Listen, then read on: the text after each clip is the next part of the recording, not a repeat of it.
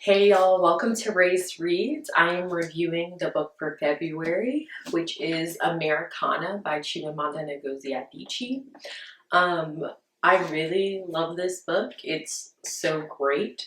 I will be honest with y'all, I was struggling because I realized I haven't read nonfiction or not nonfiction. I realized I haven't read fiction in like a while. Like actually just reading stuff about people's stories. Like I wrote memoirs and like research papers, but I haven't read fiction where I had to keep up with characters, all these things. So it was really hard for my mind to be like focus on these characters. Here you go. And that's why this review has taken so long. However, what I did to help me was do a free Audible book. And I used this as my free Audible book. And I listened to it at like 1.5 speed and read it as I went. And it was easier for me to get through it. So if y'all need a tip for how to read, if you're struggling with reading, that's one.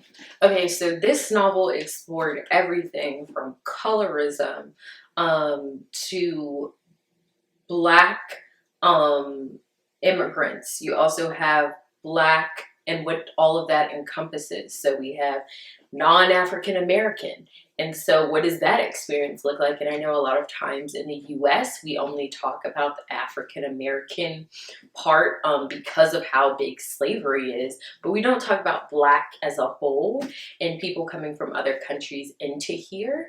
We got to hear about Nigeria. We also learned a little bit about the UK and being an immigrant there as well. And it just dealt with a lot of issues. So I want to point out some of the things I really liked. When she was in the hair salon, and I hope I'm saying this right, if Emelu was in the hair salon and she was getting her hair braided, they were having conversations about how American has she become because of how long she's been there and how much of her immigrant side is left. And you could see all of the different things going on there, even her relationship with her hair as well when she cut it off, and how the natural hair movement wasn't as big. Like now everyone's like, ooh, yes, go girl. But the natural hair movement wasn't as big, and that was a really difficult time for her. So hair was something that I really loved being explored through this. Dating, of course, was being explored through this. If Emelu had a really tough time in America and she experienced something where she was sexually manipulated, and that affected how she was able to be with the Wednesday. And I found myself like really angry with her. I was like, just tell him what's going on. But I also understood that she had so much in herself and she was dealing with, she couldn't even believe that she had been a part of it, and she felt ashamed. And shame can do a lot of things. So thinking also about her relationship with Kurt, I would just say that he made a point to make sure that she knew that she was his first Black girlfriend. And yes, he treated her well and in the terms of giving her things and different things like that. But I don't think he would have gotten it. And she makes it clear multiple times in here. He wasn't fully getting it. And we talk about interracial dating, and I know I've gotten the question, can I see myself with a white man? And I know that personally for me, it would take a lot of work, and it would be a conscious effort to make sure he understood where I'm coming from, even though he will never fully get it.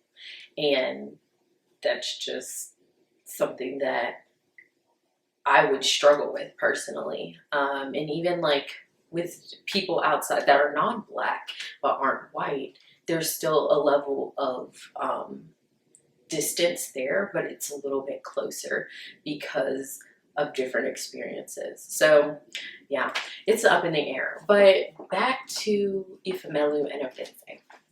It's such a cute love story. It really is. It makes me sad for Odense's wife though, but their relationship was surface level anyways. It wasn't about love. But their story is really cute, and to actually reunite with someone is amazing, especially considering how long it had been. Like she was talking about they hadn't talked in like 10 years. And in 10 years, yeah, so 10 years is a long time, and I might have forgotten about you in 10 years, but I guess they were in love. So it's a really cool story. I'm going to share a few quotes that stood out for me while I was watching or reading. So let's see. On page 63, she talks about her mom, Efemelu's mom, and her struggle with religion. And she became a Christian, and some of the relationships that she had. So she talks about how, I think this was concerning, how they're using Christianity to justify some things but not others. She says the person who had to spread the cloak of religion over her own petty desires. And so finding ways to use your religion to cover whatever you're personally feeling and not what your religion says, which is really interesting and happens a lot in multiple religions, but definitely Christianity here in America, to spew hate under the cover of religion. And so that was a really interesting quote. Now, my girl also talked about the N-word. So this was a quote that one of the students had said when they were discussing the N-word at the school, when there was white students and black students. On page 169, if my mother hits me with a stick and a stranger hits me with a stick, it's not the same thing. And they were basically saying like why black people can say it and why white people can't say it. What I will refer you to, because I'm not going to even try and get it all out, is Ta-Nehisi's Coates video on the N-word. It's all about relationships, and it's all about white people feeling entitled because they have been given everything, and they have been given access to everything and the privilege that's on that. So they feel entitled to the world. Go look at it. I'll put it in the link at the bottom so you can actually read it and watch the video. And this is a quote from page 32 on liberals. The nationalism of liberal Americans who copiously criticized America but did not like you to do so. They expected you to be silent and grateful and always reminded you of how much better than wherever you had come from America was.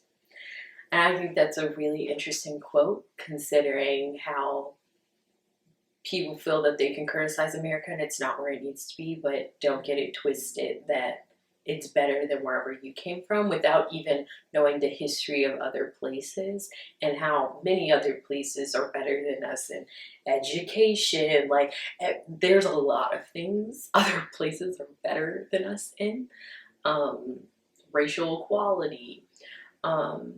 So that was something that stuck out to me and was real, because let's be real, America needs a lot of work, and to judge another country, you need to know its history.